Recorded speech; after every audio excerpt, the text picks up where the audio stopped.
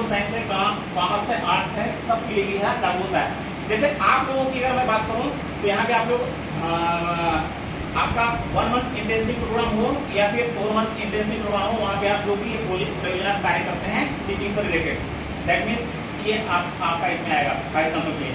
दूसरा चीज, अगर आप पीजी की स्टूडेंट हैं या हमारे गेट की स्टूडेंट, तो आपको भी कोई एक टास्क दिया जाएगा, परियोजना प्रोजेक्ट वर्क दिया जाएगा, उसको आप 5 स्टूडेंट 7 स्टूडेंट मिलकर के उस योजना को पूरा करेंगे। इस विधि में भी आप देखेंगे टीचर्स इनएक्टिव रहता है, छात्र पूरा एक्टिव होकर के, मतलब छात्र बिना किसी दबाव के, छात्र बिना किसी दबाव पूर्वक, हम बोल सकते हैं बिना किसी दबाव के स्वतंत्र होकर के उस टास्क को पूरा करने का प्रयास करता है। Okay, clear? नेक्स्ट कीजिए, समझ में आ रही मेरी बात? अगला अब देखते हैं, अगला है आपका इंडक्टिव एंड डिडक्टिव मेथड, आगमन निगमन विधि। इसके प्रवर्तक कौन है? आगमन और निगमन विधि के प्रवर्तक आपका आगमन का अरस्तु है और निगमन का प्लेटो है। ओके, तो आगमन निगमन विधि भी आपको क्लियर है। ये आगमन निगमन विधि वह विधि है, दोनों है। आगमन विधि वह होती है जिसमें शिक्षक, आप देखेंगे पहले उदाहरण के माध्यम से विषय वस्तु को समझाने का प्रयास करता है, देन उसके बाद में नियम निरूपण करता है। क्लियर? आगमन में, लेकिन निगमन में शिक्षक पहले नियम निरूपण बताता है, फिर देन उसके बाद में लास्ट में आकर के आपको उदाहरण तक के आने का प्रयास करता है। तो ये होता है आपका आगमन और निगमन विधि। ये आप भी देखेंगे, चाहे वो हिंदी विषय से रिलेटेड हो, चाहे आपका साइंस से रिलेटेड हो, जनरली इसका उपयोग हो ज्यादा, मैथ्स वाले भी इसका उपयोग करते हैं, इंडक्टिव एंड डिडक्टिव। तो इस प्रकार आगमन में ज्ञात से अज्ञात की ओर का आप प्रयोग कर रहे हैं, जबकि निगमन में अज्ञात से ज्ञात की ओर प्रयोग कर रहे हैं। क्लियर? अंडरस्टैंड? अगला है आपका विश्लेषण संश्लेषण विधि, एनालिटिक एंड सिंथेटिक मेथड। विश्लेषण संश्लेषण विधि जैसे नाम से क्लियर है, क्या होगा इसमें?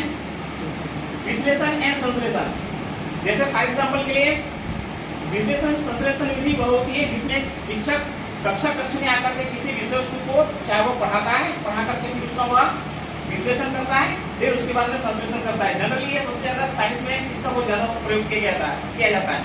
लेकिन इसके साथ साथ मैं हिंदी वालों को बताना चाहूंगा कि हिंदी में भी इसका उपयोग होता है। जैसे फॉर एग्जांपल के अगर मैं बोलूं विद्यालय, विद्यालय का आपका क्या एक शब्द है, विद्यालय को मैं विश्लेषित करो, खंडित करो बोलूंगा तो क्या आएगा? अब आप उसको विश्लेषण करें ना, ये विद्यालय संश्लेषण में सेपरेट एक वर्ड है, शब्द है, इसको खंडित करेंगे तो क्या आएगा? विद्या धन आलय। समास मैंने यहाँ पूछ लिया, कौन सा समास है, कौन सा संधि है, संधि ये पूछ लिया मैं। अब विद्या धन आलय अगर 2 शब्द है तो फिर उन 2 शब्दों को और खंडित किया जा सकता है क्या? तो देखिए, क्या नाम है तुम्हारा? खड़ी हुई खड़ी हुई है, हाँ तुम भी बोल रहा हूँ, आपने नहीं बोले विद्या धन आलय, उसको बेटा और संश्लेषित किया जा सकता है, वो भी तो 2 शब्द है, विद्या और आलय। तो विद्या और आलय को फिर हम खंडित कर सकते हैं।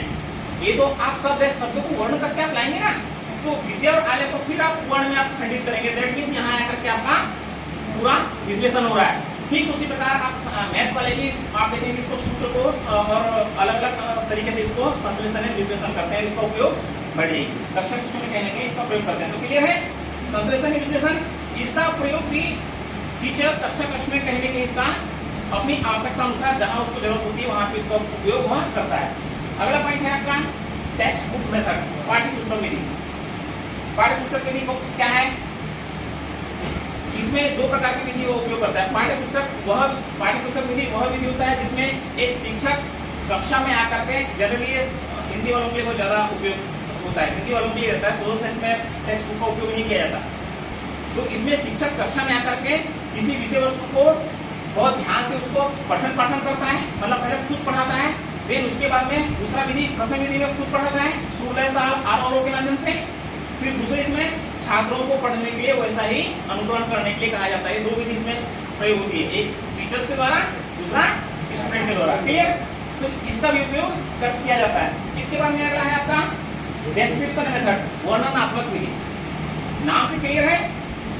डिस्क्रिप्शन मेथड वह मेथड होता है या वर्णनात्मक विधि वह विधि होती है जिसमें शिक्षक कक्षा में जब अपनी विषय वस्तु को पढ़ाने आता है तब उस विषय वस्तु से संबंधित वह उस विषय वस्तु का वर्णनात्मक वर्णन करता है। फॉर एग्जाम्पल के सूरदास के पद, अगर हिंदी की बात करते हैं तो सूरदास के पद, सुर का नक्शी वर्णन, नख से लेकर के सिर तक की उसका वर्णन करना, दैट मीन्स वर्णनात्मक विधि। उसी प्रकार अलग अलग विषयों में टीचर्स अपनी विषयों के अकॉर्डिंग उसका वर्णन करते हुए चला जाता है। यहाँ छात्र यहाँ शिक्षक की बातों में हाँ हूँ मिलाते हुए बहुत बारीकी से उसको सुनते चले जाते हैं और ज्ञान प्राप्त करते चले जाते हैं। क्लियर? इसके बाद में अगला का स्टोरी टेलिंग मेथड, अपने आप में क्लियर है। कहानी कथन विधि, जैसे नाम से स्पष्ट है, ये इसका भी बहुत एक अलग ही क्षेत्र है। कहानी कथन बहुत आनंद आता है, जनरली हिंदी वाले लोगों के लिए बहुत ज्यादा ये है, हिंदी स्टूडेंट के, हिंदी टीचर्स के, हिंदी टीचर स्टूडेंट जनरली इसका ज्यादा उपयोग करता है। कहानी कथन, स्टोरी टेलिंग, क्या आपने अपने मम्मी पापा से कहानी सुनी है?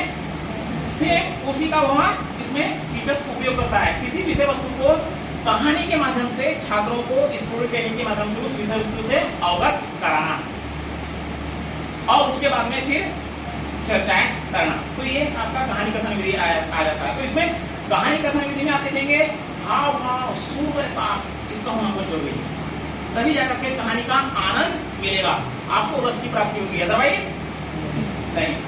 ओके, अगला है आपका ह्यूरिस्टिक मेथड, अनुसंधान विधि या खोज विधि।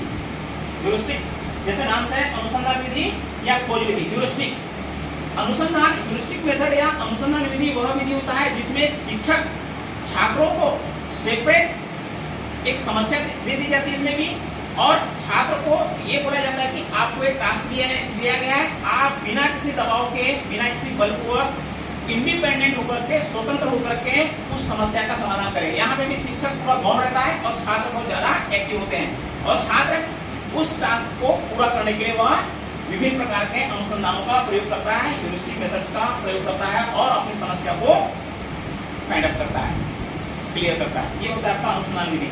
आजकल इसका बहुत सबसे ज्यादा प्रयोग किया जा रहा है। हम कोई भी विषय ले लिए, चाहे वो हिस्ट्री का ले लीजिए, चाहे वो ज्योग्राफी का ले लीजिए, चाहे वो इंग्लिश का कोई भी सब्जेक्ट लीजिए, सब में बिना ह्यूरिस्टिक के, बिना अनुसंधान के काम होता नहीं है। जब तक कि हम उसका रिसर्च नहीं करेंगे, डेफिनेटली हम सही फाइंड आउट करके नहीं पहुंच पाते। क्लियर? तो इसका भी प्रयोग आप देखेंगे कि कक्षा में टीचर्स ह्यूरिस्टिक मेथड का उपयोग नहीं करता है, जरूर करता है। जहाँ पे टास्क समस्या आती है वहाँ पे वो अनुसंधान का उपयोग करके आप तक की भी वो हिंट जाती है, आपको भी बताया जाता है कि आप बेटा ऐसा से ऐसा करो। डेफिनेटली वो एक मार्गदर्शक के रूप में काम करती है, बाकी सब कुछ उस छात्र को ही करना होता है या उस टीम को ही करना होता है। Okay, clear? इसके बाद में अगला है आपका प्रॉब्लम सॉल्विंग मेथड, समस्या समाधान विधि। What is problem solving methods, क्या है? एनीबॉडी, कोई स्टूडेंट्स, कोई बताए अगर आपको कुछ समझ में आ रहा हो तो। प्रॉब्लम सॉल्विंग मेथड, समस्या समाधान विधि क्या है?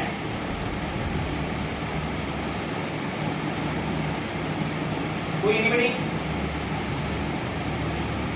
समस्या समाधान विधि वह विधि होती है जिसमें शिक्षक, एक कक्षा की बात हो रही है, कक्षा की बात हो रही है। इसको हम बाहर भी आप प्रोजेक्ट रूप में आप ले सकते हैं, बाहर भी, ऐसा नहीं कि सिर्फ कक्षा तक दिया, बाहर भी इसका उपयोग कर सकते हैं।